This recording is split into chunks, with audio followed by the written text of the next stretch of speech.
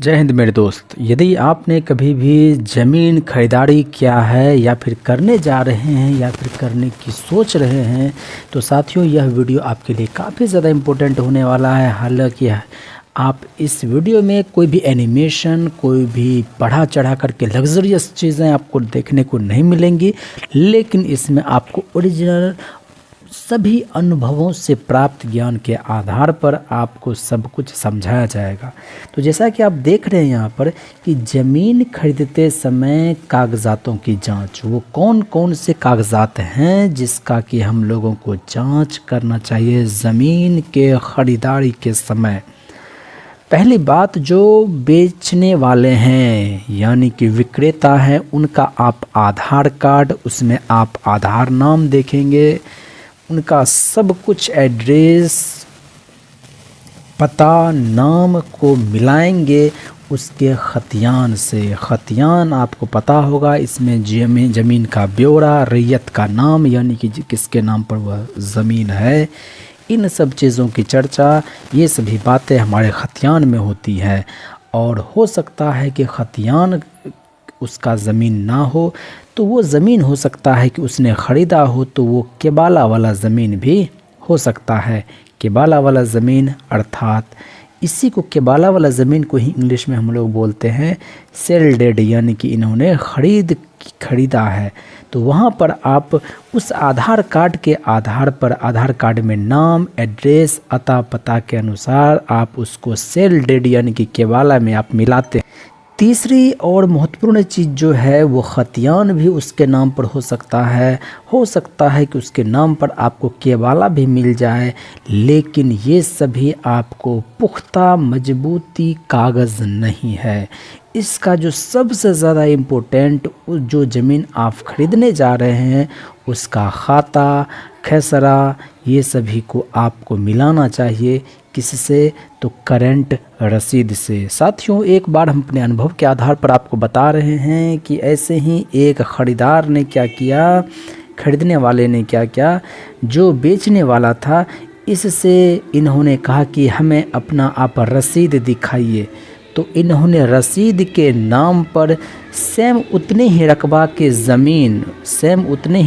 ज़मीन उसने कोई और दिखा दिया, और जबकि ख़रीदार ने उसमें खेसरा नंबर नहीं देखा, उस ज़मीन का ब्यौरा नहीं देखा और सोचा कि यही वो ज़मीन है जिसका कि रकबा करंट रसीद दिखाया जा रहा है, और बाद में चल करके उसे पता चला कि उसके साथ में धोखाधड़ी हो गया है। तो साथियों, जैसा कि हमने आपको शुरू में ही बता रखा है कि आधार कार्ड आप लेंगे और उस आधार कार्ड को उसके केबाला या खतियान से मिलाएंगे, नाम, अता पता सब कुछ मैच कर रहा है या नहीं। उसके बाद रसीद देखेंगे। जैसा कि आप लोग जानते होंगे, बिहार में हर चीज़ को ऑनलाइन कर दिया गया है, तो वो रसीद ऑनलाइन के माध्यम से वहाँ पर चढ़ा है या नहीं, इस चीज़ को आप यहाँ पर मिलाएंगे। करंट रसीद में नाम, अता पता सब कुछ होने के बाद आखिर उसके नाम पर ज़मीन है, तो क्या उस नाम का अधिकारी, मान लीजिए कोई पिता है तो उनके मान लीजिए 1, 2, 3 बेटे हैं, और इसके मान लीजिए 3 बीघा ज़मीन है, तो इसमें प्रत्येक कोई एक और एक के ही अधिकारी हैं। लेकिन मान लीजिए पहला बेटा काफ़ी समझदार निकल गया, इन्होंने 3 बीघा ज़मीन आपको बेच दिया।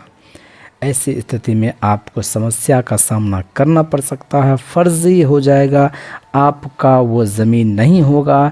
जब भी होगा तो वो 2 और 3, मान लीजिए आप कभी कानूनी ही पेच में क्यों ना पड़ जाएं, ये ज़मीन आपको 2 और 3 को मिलेगा। इसमें आपका कोई भी नहीं, सारा मेहनत, सारा रुपया आपका बेकार हो जाएगा। आप वंशावली के जगह पर आप एक एलपीसी सर्टिफिकेट भी ले सकते हैं। ये एलपीसी सर्टिफिकेट जो है ब्लॉक से बनता है, लैंड पोजीशन सर्टिफिकेट। ये बतलाता है कि उस ज़मीन पर उस नाम से कितने और नामों में उसको बांटा जाना है। ये वंशावली कागज़ आपको ब्लॉक से मिलता है, और इस तरह से आप पता कर सकते हैं कि वो ज़मीन जो है वो सही है या नहीं। क्या क्या आधार कार्ड लेंगे, आधार कार्ड को मिलाएंगे खतियान या केबाला से, सब कुछ मैच करना चाहिए। इसके बाद आप उसका करंट रसीद देखेंगे। करंट रसीद जो है उसमें आप खेसरा, प्लॉट नंबर, खेसरा प्लॉट दोनों एक ही को बोलते हैं, मौजा सब कुछ सेम है या नहीं, इस खतियान के अनुसार उसमें सब कुछ सेम है या नहीं। और अंततः आप वंशावली LPC देखेंगे कि उस ज़मीन पर आखिर हक कितनों का है। कहीं ऐसा तो नहीं उस पर 5 लोगों का अधिकार था और वो पांचों का पांचों एक ही व्यक्ति ने अपने अधिकार मान करके बेच दिया, तो ऐसी स्थिति में आपका ज़मीन नहीं हो सकता। साथियों, ये सभी करने के बाद आप ऑनलाइन भी चेक करेंगे इन सब चीज़ों। ऑनलाइन चेक में आप उस खाता खसरा या फिर उस रैयत का नाम आधार कार्ड के अनुसार आप उसमें डालेंगे तो आपको ऑनलाइन चेक आप कर सकते हैं। दूसरी बात, आप चाहें तो ब्लॉक में भी जा कर के आप चेक कर सकते हैं कि इस नाम से इस व्यक्ति का कितना ज़मीन है।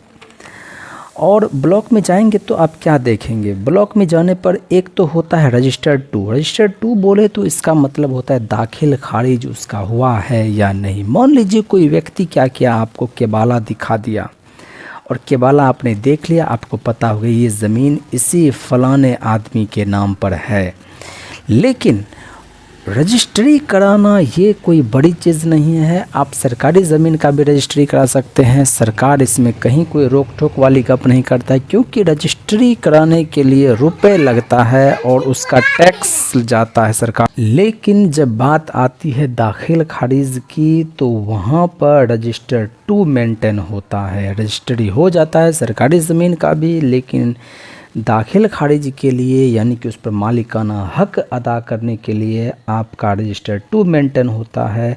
और दाखिल खारिज होने के बाद ही आपको जमाबंदी भी जारी होता है। जमाबंदी नंबर रजिस्ट्री कराने से नहीं मिलेगा, दाखिल खारिज जब होता है तब रजिस्टर 2 मेंटेन होगा और उसी के साथ आपको जमाबंदी नंबर भी मिलता है। तो रजिस्टर 2 आप समझ गए होंगे, रजिस्टर 2 क्या होता है, यानी जमाबंदी होता है एक तरह से। उसमें सारा चीज़ जमाबंदी में आप देख सकते हैं कि उस ज़मीन को अब तक किस किस व्यक्ति ने ख़रीद फरोख्त किया है, कौन कब किया नहीं किया है, क्या दिक्कत हुआ, किन, हर चीज़ आप जमाबंदी नंबर में आप देख सकते हैं।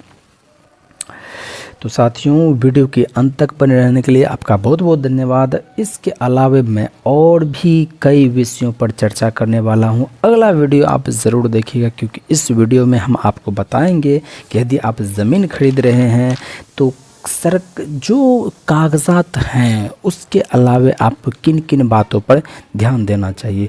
जैसे जब भी आप ज़मीन खरीदते हैं तो आप तुरंत तो रुपए सारा नहीं देते हैं, आप उसको बयाना दे देते हैं, एडवांस जिसको बोलते हैं वो दे देते हैं। और कभी कभी क्या होता है कि आपसे एडवांस लेने के बावजूद भी वो ज़मींदार किसी और को दे देता है। तो ऐसा क्या नकेल उस पर कस दें कि वो किसी और को ज़मीन ना बेच सकें। दूसरी बात है कि आखिर हम लोग उस ज़मीन को और कैसे मजबूती में ला सकते हैं, कहीं वो सरकारी ज़मीन तो नहीं है। इन सब चीज़ों की बात हम लोग अगले वीडियो में करेंगे। अंत तक बने रहने के लिए आपका बहुत बहुत धन्यवाद, शुक्रिया, जय हिंद।